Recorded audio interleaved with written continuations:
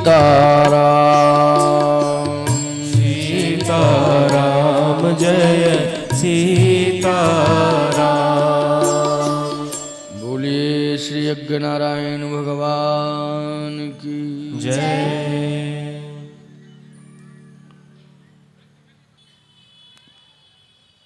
भगवान के अवतार के अनेक हेतु हैं।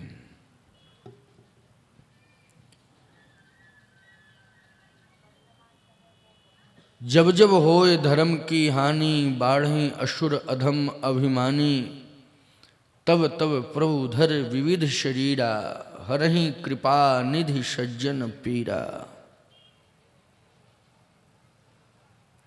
भगवान भक्तों की पीड़ा का अंत करने के लिए अवतरित होते हैं। गौ ब्राह्मण के कल्याण के लिए अवतरित होते हैं।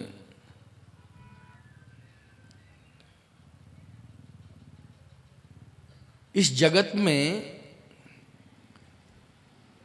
जीवात्मा भी आता है और परमात्मा भी आता है,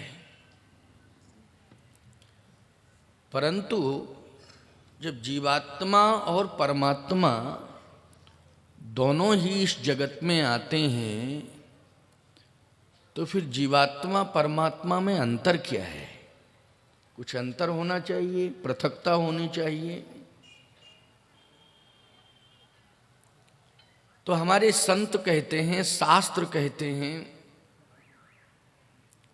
कि जीव इस जगत में अपने कर्मों का फल भोगने के लिए आता है और परमात्मा इस जगत में जगत का निरीक्षण करने के लिए आता है। इतना ही डिफरेंस है। भगवान निरीक्षण करने के लिए आते हैं, जीव अपने कर्मों का फल भोगने। कर्मण्येवाधिकारस्ते मां फलेषु कदाचन। भगवान कहते भी हैं, ऐ जीव तू तो कर्म कर, फल की इच्छा मत रख, फल तो मेरे हाथ में है। फल भगवान के हाथ में। तो आज भगवान इस जगत में आया तो जगत कल्याण के लिए आया, जगत का निरीक्षण करने के लिए आया।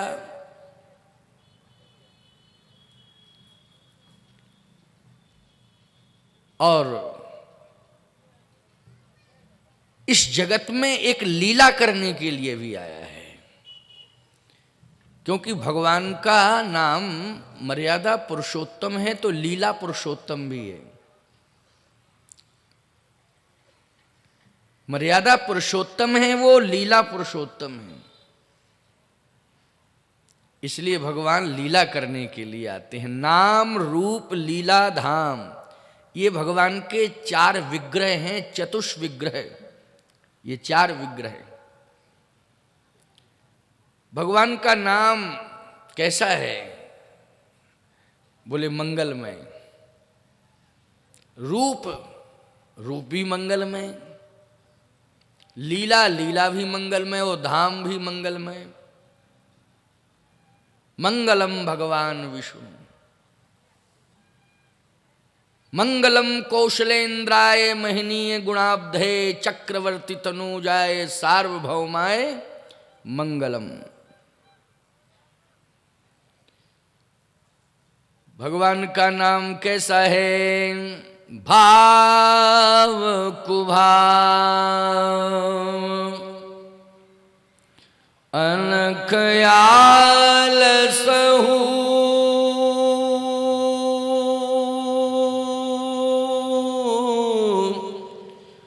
नाम जपत मंगल दिशि दशहु।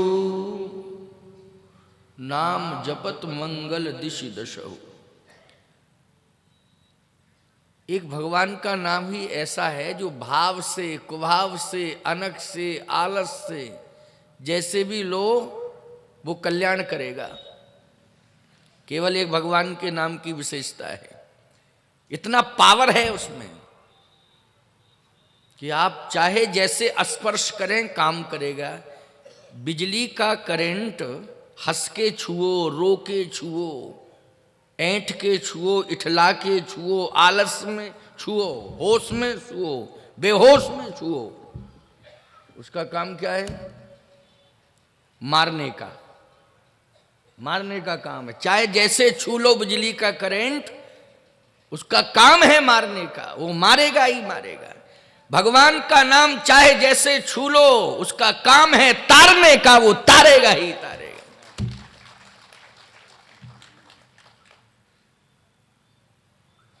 उल्टा नाम जपत जग जाना,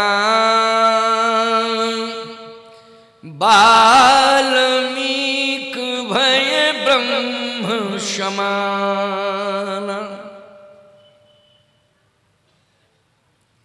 राम राम राम राम सब कहते हैं, मराम मराम मराम मराम मराम मराम मराम मराम मराम मरा, जल्दी जल्दी कहोगे तो राम ही राम निकलेगा। भगवान ने उद्धार कर दिया, भगवान के नाम ने उद्धार कर दिया। एक दिन मैंने, कल की ही बात है शायद, कल मैंने चर्चा की थी इस मंच से कि निर्गुण ब्रह्म सगुण बन के अवतरित हो गया। कहाँ हुआ? नैमिषारण्य में। नील सरोरुह नीलमणि नीर नीरधर श्याम, लाजय तन शोभा निरख कोटि कोटि शतकाम। मनु जी ने कहा, प्रभु चाहो तुम ही समान सुत, आपके समान सुत चाहता हूं। तो भगवान ने कहा, मेरे समान तो कोई है ही नहीं। राम समान राम निगम कहें, राम जी के समान तो केवल राम जी ही हैं, दूसरा कोई है ही नहीं। तो भगवान ने कहा, अब आपको मैंने वचन दिया है इसलिए उसका पालन करूंगा।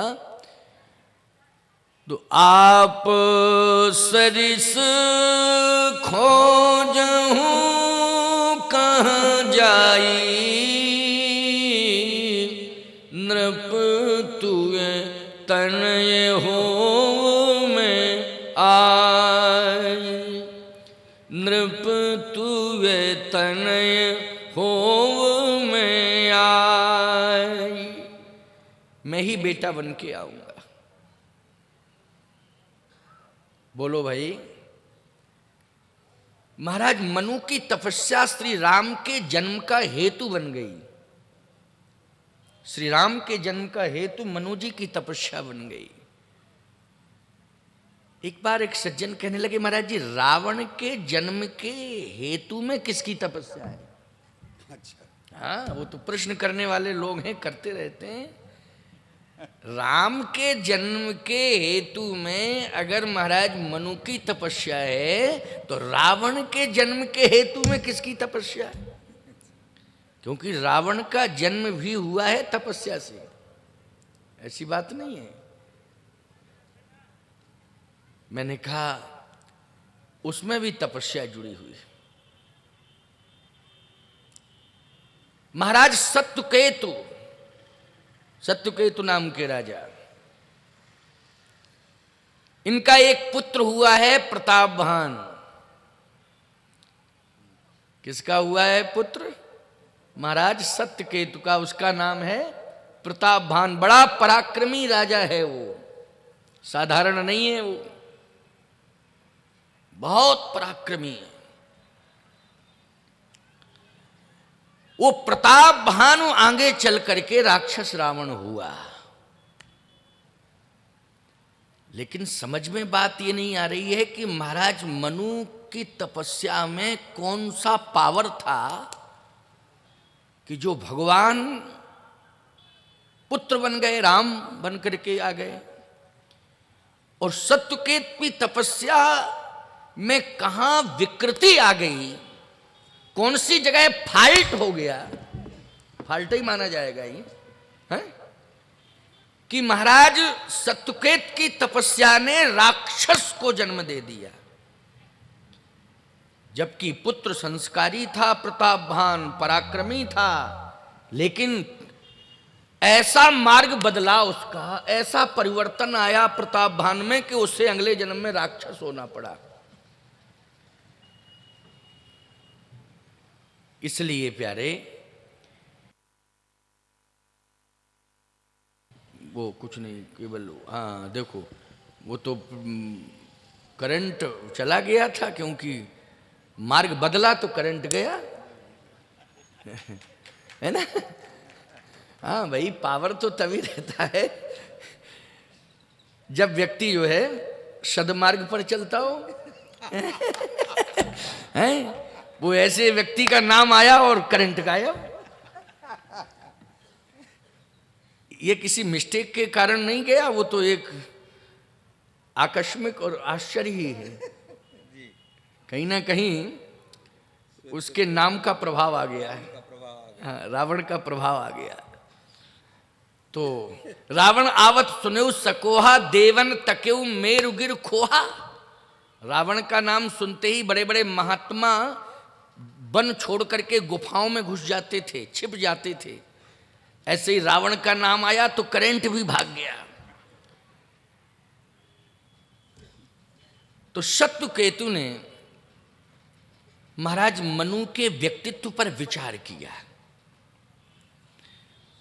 उसने सोचा कि महाराज मनु की लोकप्रियता बढ़ती जा रही है, यहां तक कि ब्रह्मा, विष्णु, महेश ये तीनों एक बार नहीं अनेक बार गए। विधि हरिहर तप देख अपारा, मनु समीप आए बहु बारा। कल जो लोग सुन रहे थे, क्यों उन्होंने प्रसंग में ये सब सुना होगा, लेकिन आज मैं जो बात का स्पष्टीकरण दे रहा हूं उसमें रावण के जन्म का हेतु क्या है, कहां विकृति हुई कि रावण राक्षस हो गया। तो सत्यकेतु ने सोचा कि मनु के भजन का प्रभाव है, भक्ति का प्रभाव है, तप का प्रभाव है कि ब्रह्मा विष्णु महेश कई बार आए। और ब्रह्मा विष्णु महेश ही नहीं, निर्गुण ब्रह्म सगुण बन करके आ गया। समस्त देवता पुष्पों की वर्षा कर रहे हैं।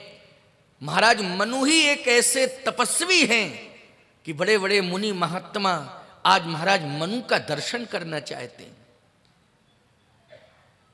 तो मैं भी अगर तपस्या करूंगा तो मेरे भी दर्शन के लिए सब आएंगे मुनि महात्मा देवता।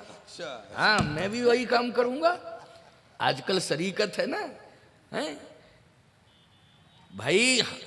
मोर नचता है, उसके नृत्य में नैसर्गिकता है, लेकिन कौआ सोचे कि मैं भी नचूं।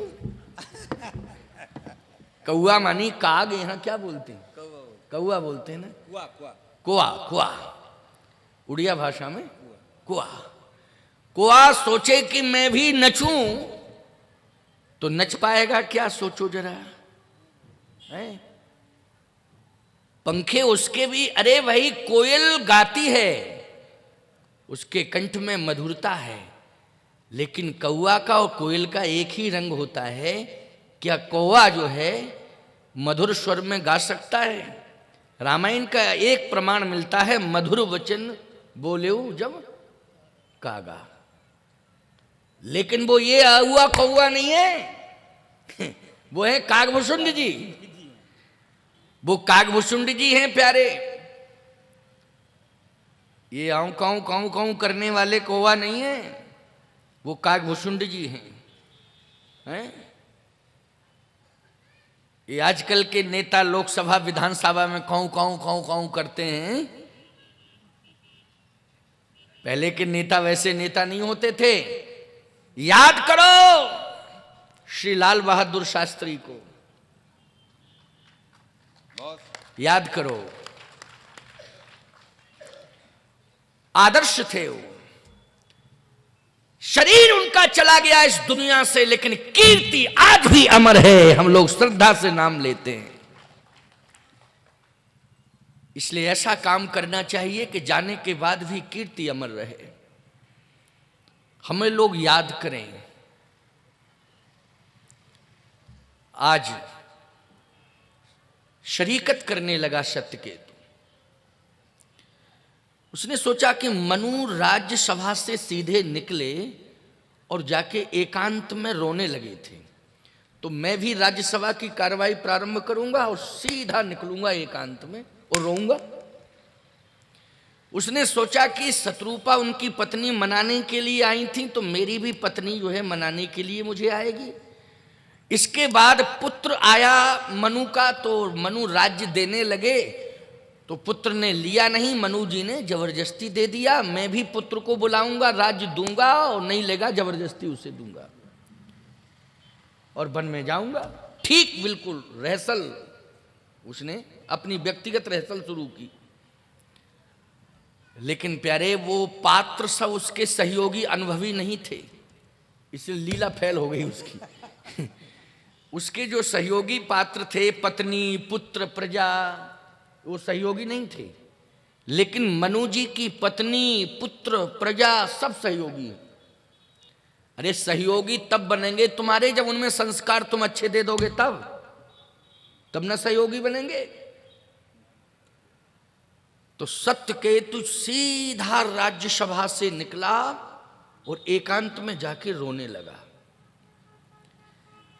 7 दिन तक रोया, किसी ने पूछा ही नहीं कि कहां गया, क्या खाया, क्या पिया, क्या कर रहा, कुछ नहीं, रोता ही रहा। उसने सोचा कि अब तो मैं मर जाऊंगा, कोई पूछने वाला ही नहीं है।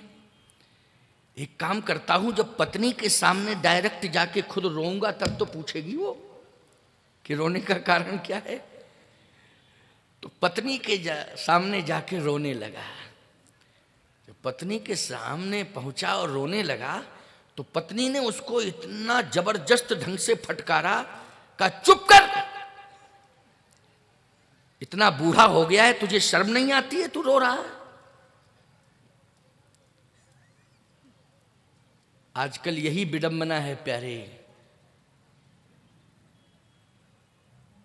पति पत्नी में जब वाणी का आदान प्रदान अमर्यादित हो जाए, तो समझ लेना चाहिए कि आगे आने वाली संतान में राक्षसत्व तो अवश्य आ जाएगा, इसमें जरा भी संदेह नहीं। इसलिए पति पत्नी दोनों को वाणी का संतुलन खोना नहीं चाहिए। ये जरूरी नहीं है कि हमारी भाषा कौन सुन रहा है, दीवालें सुनती हैं जी। तुम इंसान की बात, पक्षी सुनते हैं, वृक्ष सुनते हैं, प्रकृति सुनती है, परमात्मा सुनता है। इसलिए चाहे एकांत में ही क्यों ना हो, मर्यादित भाषा का प्रयोग करना चाहिए। एक वर्तमान की विडंबना सुना रहा हूं। बच्चा छोटा है, स्कूल का टाइम है, तैयार हो गया, लेकिन जब मां बाप में दोनों में विवाद देखा तो बच्चा निकल गया स्कूल। देर हो रही थी उसे, छोटा ही था। वो अपने माँ बाप के विवाद को देख करके वो आपस में सब एक दूसरे पर छीटाकशी कर रहे थे, पता नहीं कौन कौन सी भाषा का प्रयोग कर रहे थे। वो थोड़ी देर तक इंतजार किया बच्चा, इसके बाद वो निकल गया। जब स्कूल में पहुंचा, प्रवेश कर रहा था, तो शिक्षक ने कहा, क्यों बेटे, आज जूता पहन करके क्यों नहीं आए हो? जूता समझते हैं ना, जूता पहन के क्यों नहीं आए? तो लड़के ने, छोटा सा बच्चा था, बोले सर जूते दोनों व्यस्त थे। दोनों ही जूते व्यस्त थे। अब जूते भी कहीं व्यस्त होते हैं? बोलो भाई, आदमी व्यस्त होता है कि जूते व्यस्त होते हैं? अब उसने भी सोचा कि बात क्या कह रहा है ये बालक, कैसे व्यस्त थे बेटे? कहा सर एक जूता मेरा मम्मी के हाथ में था और दूसरा जूता पापा के हाथ में था, और दोनों एक दूसरे पर। देखो, बोलो क्या संस्कार आएगा बच्चों में, जरा सोचो। इस तरह का अभिनय पति पत्नी में जब होगा तो बच्चों में कुसंस्कार आएंगे कि नहीं आएंगे? इसलिए बच्चों को सुंदर संस्कार दो। शर्त यह है कि पति पत्नी दोनों ही मर्यादित हों। यहां इतना जोर से डांटा सत्यकेतु की पत्नी ने कि कांपने लगा सत्यकेतु, और कहता इसलिए रो रहा हूं कि भजन नहीं कर पाया। तो पत्नी कहती रोने की क्या जरूरत है, जाओ भजन करो, जहां तुम्हें जाना हो तहां जाओ, करो भजन, ये रोते होते क्यों। कहा बेटे को बुलाओ, उसे राज्य तो दे दूं। बेटे को बुला के लाई, और जैसे ही सत्यकेतु ने कहा बेटा राज्य ले लो, बेटा बोला मना कब किया था, मना कब किया था? मैंने कब मना किया आपको, आप देना नहीं चाहते थे, दीजिए मैं लूं। देखो ये मैं अपनी वाक्य चातुरी का प्रदर्शन नहीं कर रहा हूं। मेरी भाषा में ऐसा मत समझना कि महाराज ये आपका कलात्मक संबोधन नहीं, ये रामचरितमानस का प्रमाण है। महाराज मनु ने जब वन की ओर प्रस्थान किया तब मानस में गोस्वामी जी ने क्या लिखा, और सत्यकेतु ने जब वन की ओर प्रस्थान किया तब गोस्वामी जी ने क्या लिखा। दोनों चौपाइयों का मिलान, अंतर समझ लेना, भाव अलग अलग आ जाएगा। बरबस राज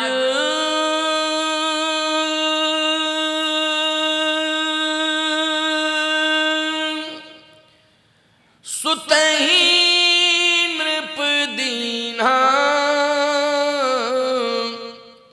नारी समेत गवन बन कीन्हा। यहां नारी समेत गए, और सत्यकेतु जेठे सुतहि राज नृप दीन्हा, हरिहित आप गवन बन कीन्हा। आप मानी अकेला गया, बोलो भाई कैसा गया, अकेला गया, गया अकेला। सिद्ध हो गया कि पत्नी साथ में नहीं गई, सत्यकेत के साथ सत्यकेत की पत्नी नहीं गई, और महाराज मनु के साथ शत्रुपा जी गई। अंतर आ गया, ये मानस का प्रमाण दे रहा हूं। रोता रोता गया सत्यकेत। पत्नी ने कहा कि मेरा पुत्र राजा बन गया है, मैं राजमाता बनकर के इस राज्य में सम्मान प्राप्त करूंगी, ये कामना है। बोलो आगे चलकर के संतान राक्षसी होगी कि नहीं होगी। पति जंगल में कष्टों का वरण कर रहा है, और पत्नी डल्लब के गद्दे पर रसगुल्ला खा रही है।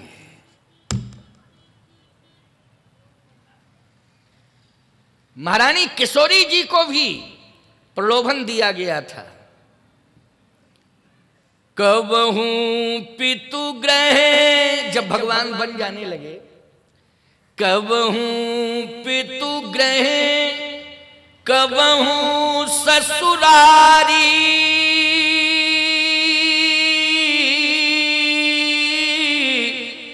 और रहो जहां रुचि हो ये तुम्हारी। वन में मत जाओ हे सीते, वन में मत जाओ।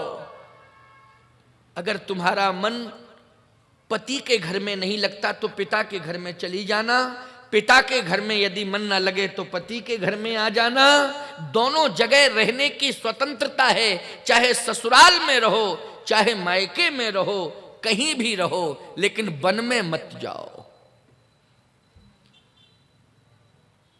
ये बार बार कहा जा रहा था, लेकिन सीता जी ने कहा एक प्रश्न है मेरा।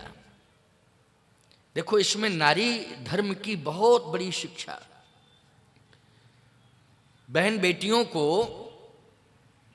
आज के प्रवचन से बहुत बड़ा आधार मिलेगा, बहुत बड़ा संबल मिलेगा, क्योंकि आप सब बहुत ही श्रद्धा से बैठकर प्रवचन श्रवण कर रही हैं, और आप भी कर रहे हैं। हम समान रूप से सभी के लिए कह रहे हैं।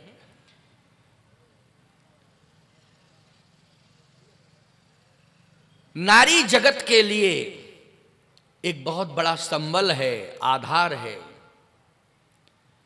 सीता जी ने कहा मेरा प्रश्न है, उसका उत्तर चाहिए, फिर मैं निर्णय लूंगी।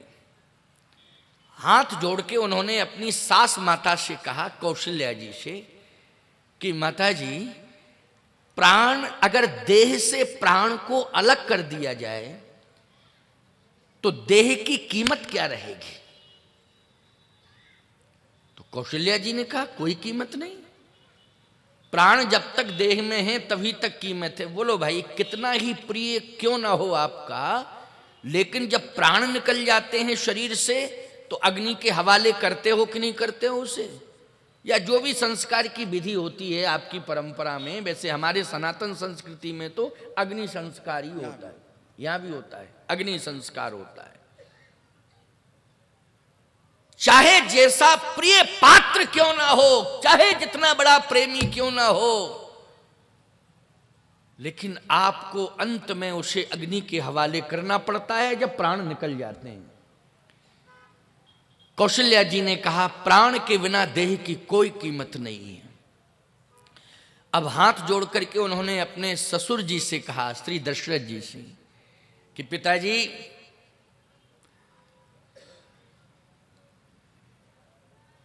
जल के बिना नदी की कोई कीमत हो सकती है? जैसे महानदी में सबसे बड़ा पुल बना है, बहुत बड़ा पुल बना कई जगह, जैसे आप चंद्रपुर में ही देख लीजिए तो बहुत बड़ा पुल बना हुआ है महानदी। यहां भी बना, सरिया वाला बहुत बड़ा है वो, यहाँ उड़ीसा में, यहां भी बड़ा बना होगा। महानदी के पुल प्रायः बड़े ही हैं, अपरिमित जल है।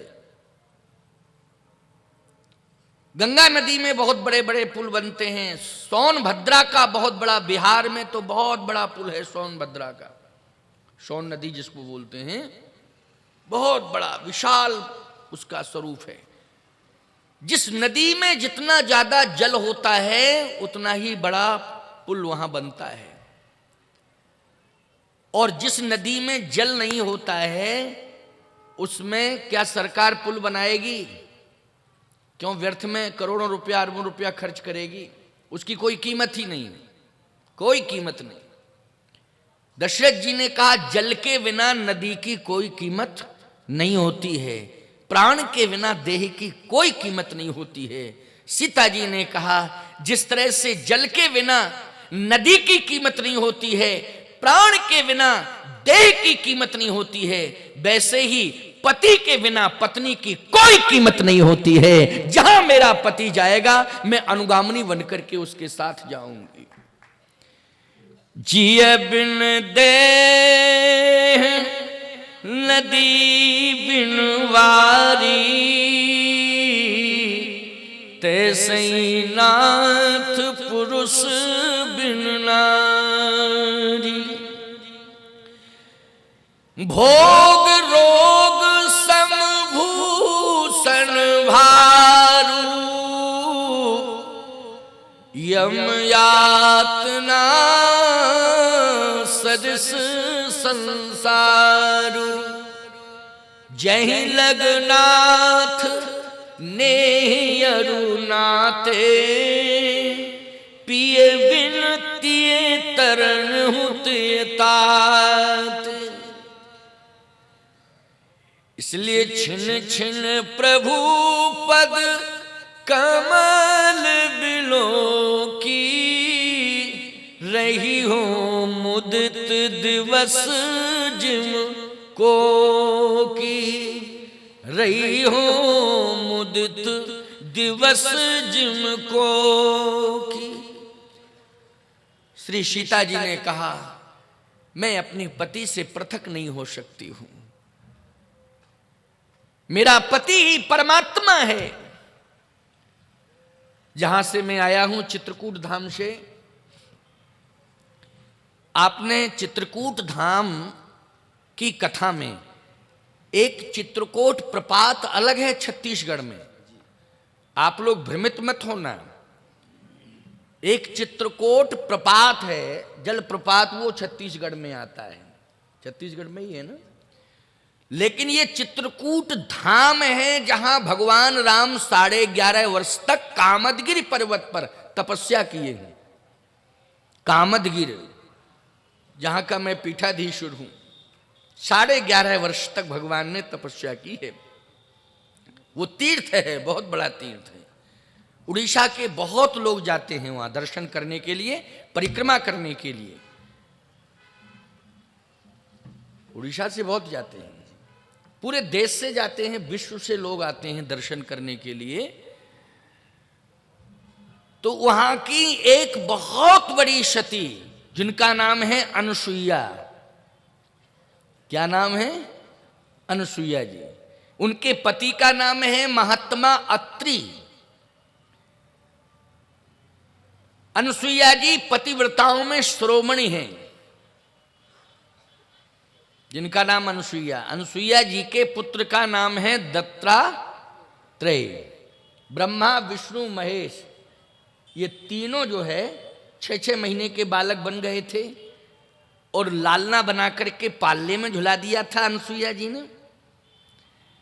जब ब्रह्माणी, रुद्राणी और लक्ष्मी ये तीनों लेने के लिए आई, तब अनुसुईया जी ने कहा कि ये हैं पढ़ने में पड़े हुए हैं, ले जाओ अपने अपने पतियों को, अपने अपने पतियों को ले जाओ। अब वो किलकारियां मार रहे थे, उसमें शंकर जी भी पड़े, त्रिशूल गायब, सर्प गायब, सब बालक बन गए ना, शिशु है ना। भगवान नारायण, ब्रह्मा जी तो कहे हमारे पति आए थे यहाँ, उनको खोज नहीं है। कहे हाँ यहाँ हैं। कहाँ हैं? कहे वो पालने में, पहचान लो, अपने अपने खोज लो, ले जाओ, ले जाओ। अब देखा तो रोने लगी, कहे कि अब ये बड़े कैसे होंगे, जैसे आए थे वैसे ही हो जाएं, कैसे बड़े होंगे? अनुसुईया जी ने कहा घर में ले जाओ, सेवा करना, सेवा से बड़े हो जाएंगे, सेवा करना और सेवा से बड़े हो जाएंगे, ले जाओ अपने अपने घरों में। रोने लगी, चरणों में गिर पड़ी। तो वहां ब्रह्मा, विष्णु, महेश, ये तीनों बालक तो बन ही गए थे। तीनों का तत्व एक विशेष तत्व बन करके प्रकट हो गया, उसी का नाम दत्तात्रेय हो गया। बोलिए दत्तात्रेय भगवान की जय जय। अनुसुईया जी ने सीता जी को उपदेश दिया था, और एक इतना दिव्य भाव कि सीता जी प्रभावित क्यों हुई अनुसुईया जी से, ये थोड़ा सा सूत्र दे रहा हूं। वो कथा नहीं है, कथा का विस्तार तो बहुत बड़ा है चित्रकूट का, लेकिन एक संकेत दे रहा हूं। अत्रि के आश्रम जब प्रभु गए हुए, जैसे अत्रि जी के आश्रम में भगवान पहुंचे, तो अत्रि जी ने आरती सजा ली और भगवान की आरती करने लगे। दौड़ के आए, नमामि भक्त वत्सलम कृपाल शील कोमलम, बड़ी लंबी स्तुति है। तो भगवान की आरती जब करने लगे, अनुसुईया जी नहीं आई, अत्रि ही अकेले आरती करते रहे। भाई आपके घर में यदि कोई संत आ जाए तो आप सपत्नीक पूजन करते हो, सम्मान करते हो। पत्नी मायके चली गई है ये अलग बात है, या पत्नी है ही नहीं ये अलग बात है। लेकिन अगर पत्नी घर में है तो सपत्नी का आप आरती वंदन स्तवन करोगे, अर्चन बंदन, ये सब परंपरा। लेकिन अनुसुईया जी नहीं आई निकल के। तो अनुसुईया जी से पूछा गया कि आपके जीवन में अभिमान आ गया क्या, कि आप पतिव्रताओं में शिरोमणि हैं, अभिमान आ गया, इस कारण से आप आरती में सम्मिलित नहीं हो रही हैं। आपका पति परमात्मा का पूजन कर रहा है, आपके दरवाजे पर परमात्मा आया है, आपको पूजन करना चाहिए अपने पति अत्रि के साथ। अनुसुईया जी ने कहा महात्मा आया होता तो हम दौड़ के पूजन करते, परमात्मा आया तो महात्मा से बड़ा परमात्मा होता है।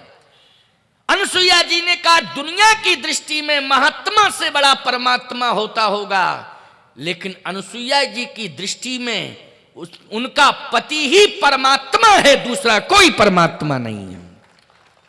केवल अत्रि ही परमात्मा है और दूसरा कोई परमात्मा नहीं है। तो बोलो, पत्नी के जीवन में परमात्मा कौन है? पति।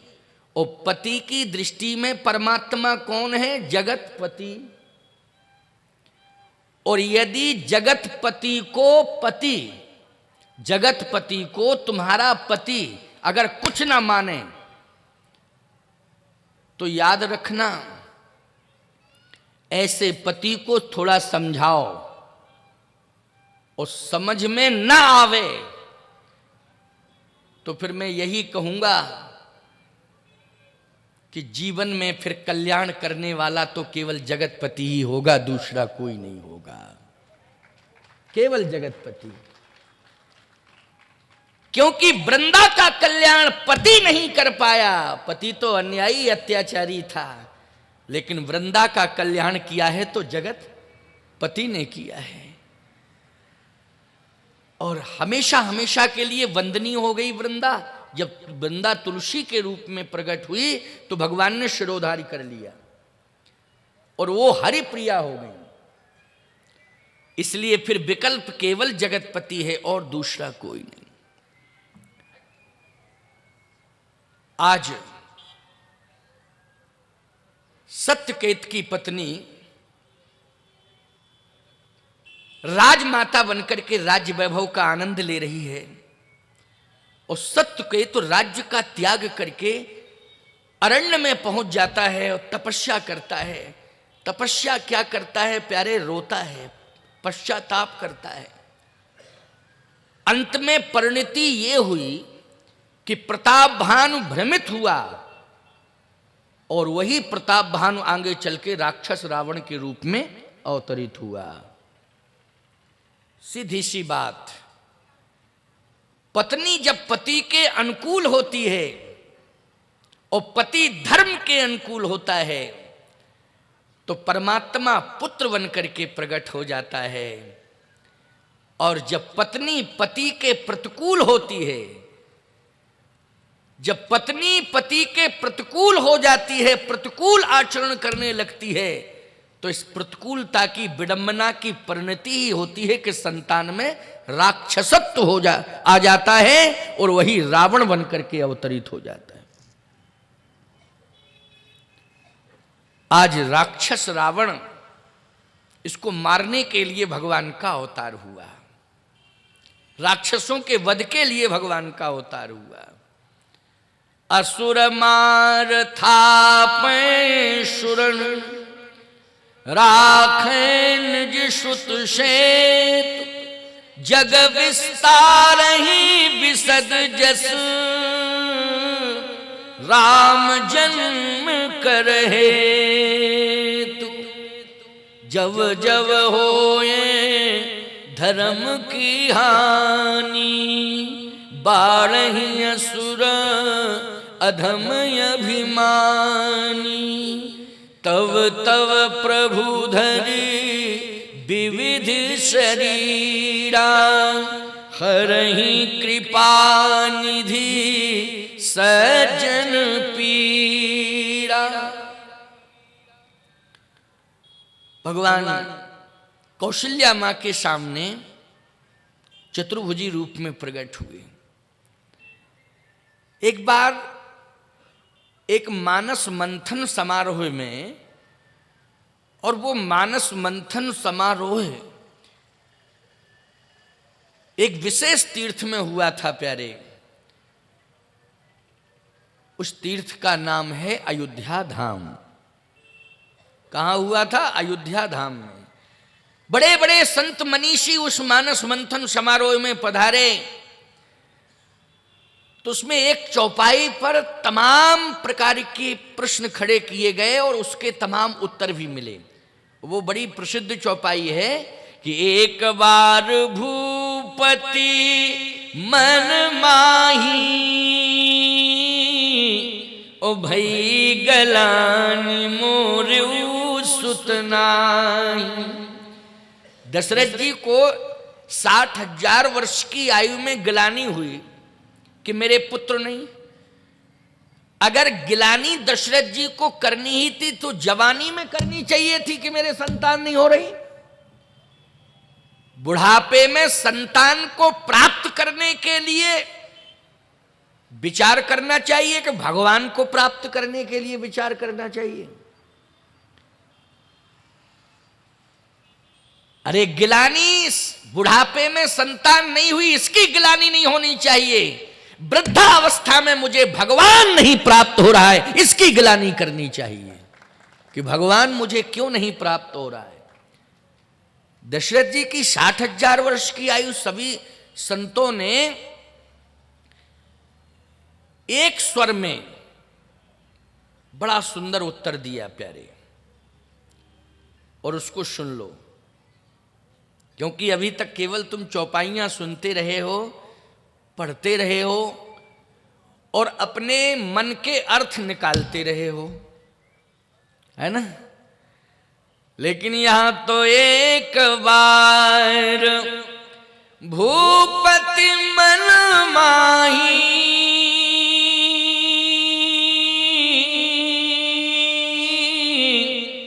भई गलानी मोर सुतना। तो का बुढ़ापे में 60,000 वर्ष की आयु में दशरथ जी को गिलानी क्यों हुई? अच्छा, अंग देश के राजा रोमपाद जी महाराज श्री दशरथ के मित्र थे। वाल्मीकि रामायण में वर्णन आता है कि दशरथ जी की मित्रता थी अंग देश के राजा रोमपाद जी से। तो रोमपाद जी की कन्या को महाराज श्री दशरथ ने बेटी के रूप में स्वीकार कर लिया था। उसका नाम था शांता। भगवान राम की बहन का क्या नाम है? शांता। देखो, ये आपके लिए तो इसलिए कथा मुख्य है क्योंकि महारानी कौशल्या जी का जन्म इसी भूमि पर हुआ। इसको कौशल देश कहते हैं ना, यही हुआ है। और भगवान राम के चरण चिन्ह भी यहां हैं, महानदी में, जिसको कहते हैं श्री राम पाद स्थान। श्री राम पाद स्थान के नाम से प्रसिद्ध है, महानदी के तट पर। इसका मतलब है कि भगवान जब वन की ओर प्रस्थान किए थे, अयोध्या से चले थे, तो इसी स्थल को स्पर्शित करते हुए आगे बढ़े, इसलिए भगवान के वो चरण चिन्ह हैं। ये ऐतिहासिक भूमि है, ये साधारण भूमि नहीं है। भगवान श्री राम यहाँ के भांचा हैं, भांजा, जो भांजा कहते हैं ना, छत्तीसगढ़ में भांचा कहते हैं, भांचा कहते हैं, यहाँ भंजा, भंजा, भंजा। देखो, स्वामी शतप्रज्ञानंद जी हमारे साथ में बैठे हुए हैं और इनको हर प्रांत की भाषा का ज्ञान है।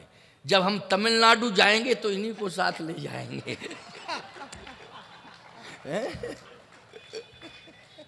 लेकिन वहाँ हम फेल हो जाएंगे। हमें विश्वास से फेल हो ही नहीं सकते हैं। आप कभी फेल हुए ही नहीं है, पास ही हुए हैं।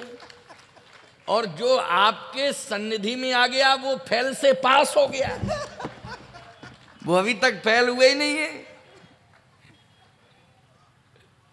तो भंजा हैं भगवान राम यहाँ के, बड़ा सम्मान होता है भंजा का। यहाँ भंजा को शालिग्राम भंजा बोलते, मैंने शालिग्राम के साथ तुलना करते हैं, पूजा करते हैं। वो हो शालिग्राम भगवान के समान उसे मानते हैं। इतना सम्मान हमारे वैष्णव परंपरा में तो शालिग्राम जी प्रधान हैं।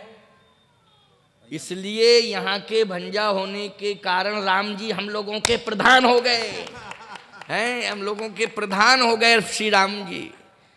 वाह, बड़ा अनुराग है आप सबका, बड़ी अच्छी परंपरा है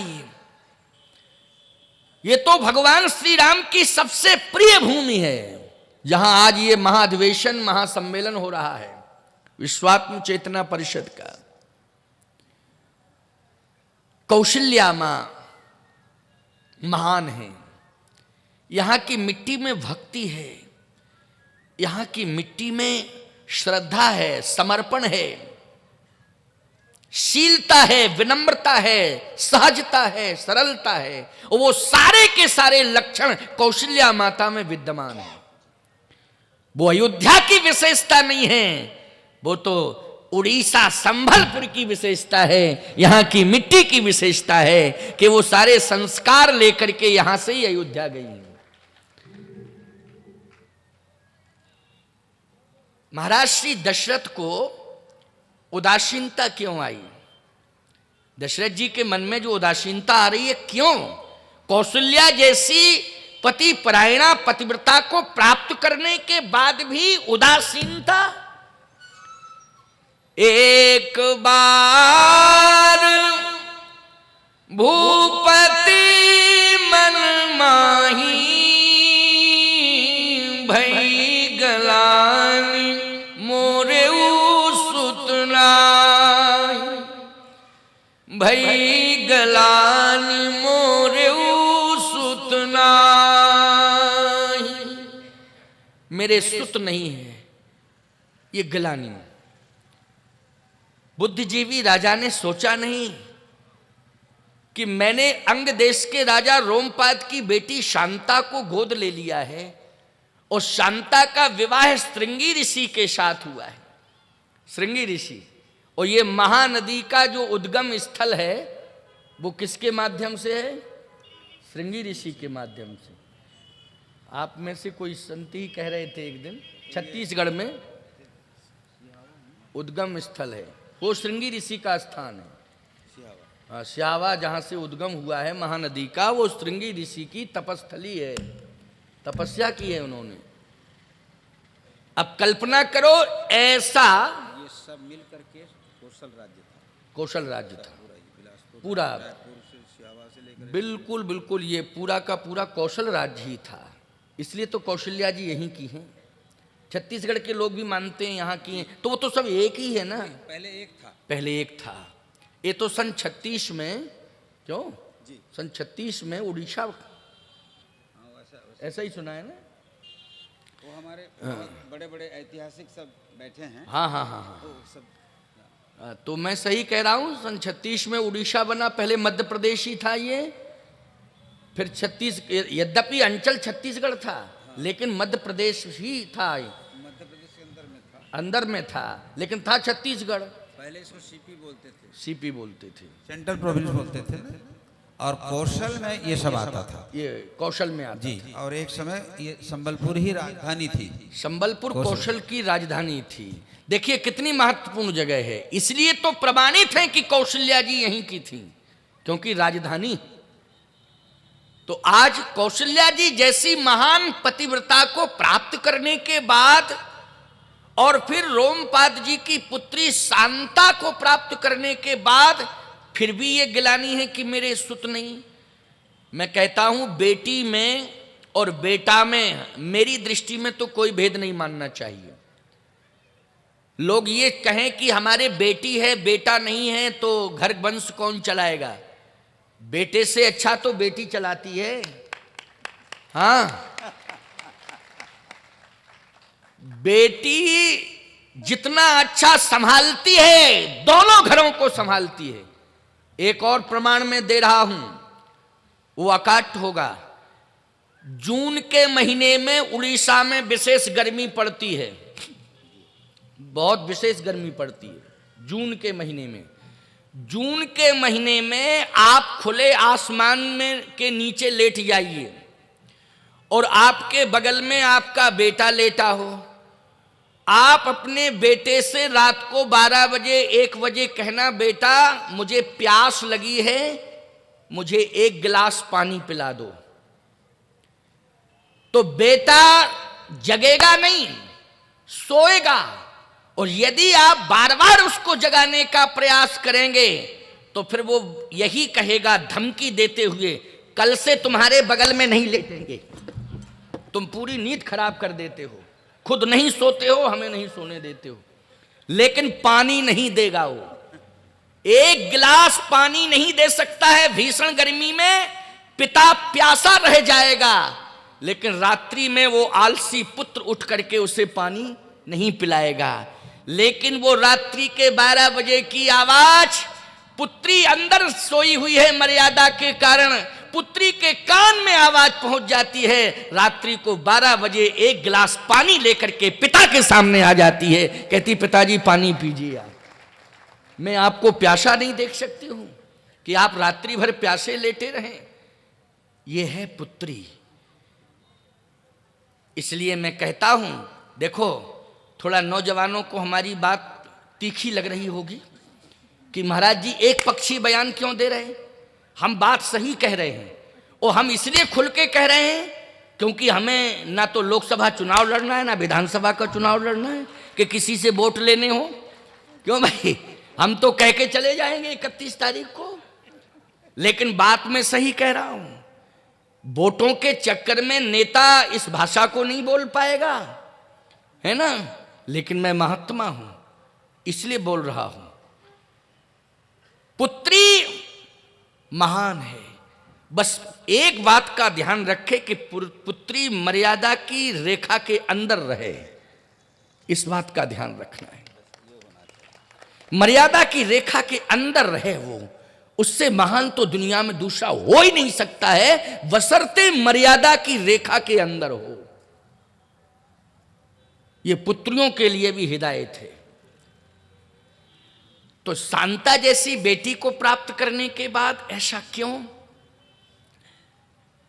दशरथ जी से पूछा गया, क्योंकि वेदो दशरथो नृपः, महाराज श्री दशरथ साक्षात वेद हैं, वेद के अवतार हैं। ऐसा अध्यात्म रामायण में वर्णन है, अध्यात्म रामायण में वर्णन आया है कि ये साक्षात वेद हैं, वेद के अवतार हैं। तो दशरथ जी महाराज जब वेद हैं तो वेद कहता है कि संसार का सत्य ही परमात्मा है। वेद क्या कहता है? संसार का सत्य ही परमात्मा। श्रीमद् भागवत में सत्यम परम धीमहि, परमात्मा ही सत्य है, सत्य ही परमात्मा है, परमात्मा ही सत्य है। तो दशरथ जी ने कहा जब परमात्मा सत्य है तो आज परमात्मा की भाषा असत्य क्यों प्रतीत हो रही है? और देखो इसके समाधान के लिए दशरथ जी ने गुरुद्वारा की ओर प्रस्थान किया। गुरुद्वारा, गुरुद्वारा मानी ये मत समझना कि सिखों का गुरुद्वारा, गुरुद्वारा मानी हमारे गुरु का द्वार। यद्यपि वहां ग्रंथ को गुरु मानते हैं, उसका भी मैं वंदन करता हूं क्योंकि ग्रंथ गुरु है, वास्तव में ग्रंथ गुरु होता है। शरीरधारी गुरु शायद शिष्य के साथ हमेशा नहीं रह सकता है, लेकिन ग्रंथ रूपी गुरु सदा शिष्य के साथ रहता है। शिष्य का समर्पण होना चाहिए, उसे समाधान भी मिल जाता है। इसलिए ग्रंथ को भी गुरु मानना चाहिए। तपः स्वाध्याय निरतम, तपस्या, स्वाध्याय ही तपस्या है, निरंतर स्वाध्यायी होना चाहिए। हमारे स्वामी सतप्रज्ञानंद जी लाइब्रेरी में ही सोते हैं, ग्रंथों के बीच में सोते हैं साहब। मैंने जाके बलांगीर में देखा है, ये पुस्तक के बिना सो नहीं सकते हैं। वो सिर के नीचे क्या लगाते हैं लोग सोने के लिए? तकिया। तुम लोग तकिया के बिना नहीं सो सकते हो, तुम्हें तकिया के बिना नींद नहीं आती है, इनको पुस्तक के बिना नींद नहीं आती है। ये सिर के नीचे पुस्तक ही रखे रहते हैं। ऐसे स्वाध्यायी संत हैं। ये तपस्या है, स्वाध्याय भी तपस्या है। इसलिए मैं कहता हूं, चाहे बेटी हो, चाहे बेटा हो, चाहे बूढ़ा हो, चाहे जवान हो, अबाल वृद्ध नर नारियों को पुस्तक का सहारा लेना चाहिए। और ये हमारे जितने भी आध्यात्मिक ग्रंथ हैं वो केवल देखने में पुस्तक लगते हैं, लेकिन आज मैं इस मंच से घोषणा कर रहा हूं कि जितने हमारे आध्यात्मिक ग्रंथ हैं वो देखने में पुस्तक प्रतीत होते हैं, लेकिन विश्व की समस्या के समाधान के लिए पुस्तक नहीं, वो मस्तक के रूप में प्रतिष्ठापित हैं। उनको मस्तक मानना चाहिए।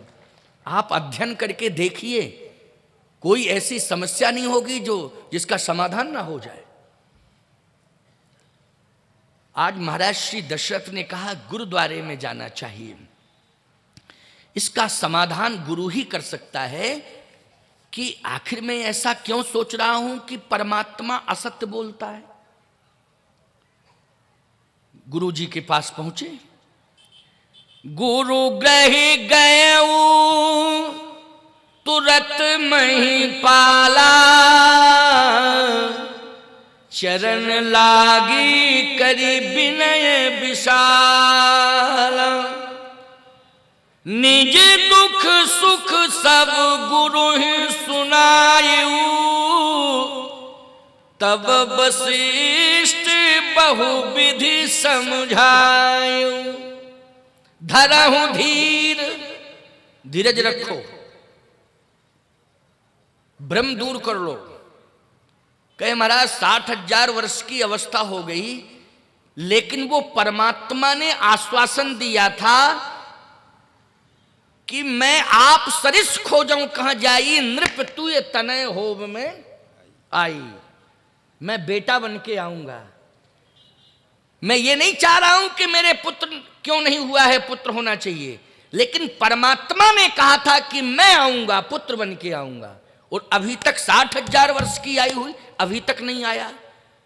तो मैं इसलिए दुखी हूं, क्या परमात्मा भी असत्य बोलता है?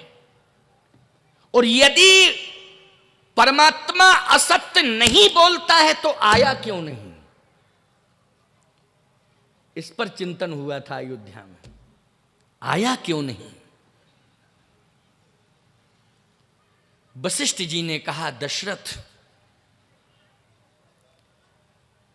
परमात्मा के आने का संबंध अवस्था से नहीं होता है। देखो, ये समाधान मिल गया। परमात्मा के आने का संबंध अवस्था से नहीं होता। जन्म जन्म मुनि जतन कराही, अंतराम कही आवत नहीं। इसलिए परमात्मा के आने का संबंध अवस्था से नहीं होता है, आस्था से होता है। यदि तुम्हारे मन में आस्था बनी रहेगी तो परमात्मा अवश्य आएगा। और आस्था का संबंध होता है अंतिम श्वास तक, होता है ना, अंतिम श्वास तक। अजामिल को अंतिम श्वास में भगवान मिल गए कि नहीं? श्रीमद् भागवत की कथा है। मैं गलत तो नहीं बोल रहा हूं, टोक देना, आप लोग भागवताचारी हो। अंतिम श्वास में मिले कि नहीं मिले भगवान? भगवान के आने का संबंध अवस्था से नहीं है, किससे है? आस्था से। और आस्था यदि बनी रहेगी तो 60,000 वर्ष की आयु नहीं, 1 करोड़ वर्ष के भी हो जाओगे दशरथ, तब भी तुम्हें भगवान मिलेंगे मिलेंगे मिलेंगे। ये गुरुवाणी है, इस पर भरोसा करो। गुरुवाणी पर भरोसा करना चाहिए। अभी उड़िया भाषा में कोई सबरी जी की कथा सुना रहे थे संत। कौन सुना रहे थे? एक, हाँ, ये सुना रहे थे। देखो, मैंने केवल पूछा था क्यों, क्या क्या, किस किस ने क्या क्या बोला। तो रामप्रिय दास ने बताया कि सबरी जी के बारे में चर्चा हो रही थी और उड़िया भाषा में। अब मुझे सबरी याद आ गई। जरा 2 मिनट की बात है, इसको भी सुन लो। क्यों, समझ में आ रही है बात कि नहीं जो मैं आपको समझा रहा हूं? बहुत सरल भाषा में। क्यों स्वामी जी, सब समझ रहे हैं? देखो कितनी शांति से कथा सुन रहे हैं सब।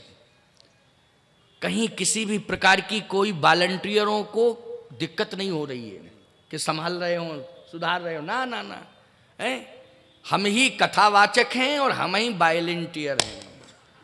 ठीक है ना?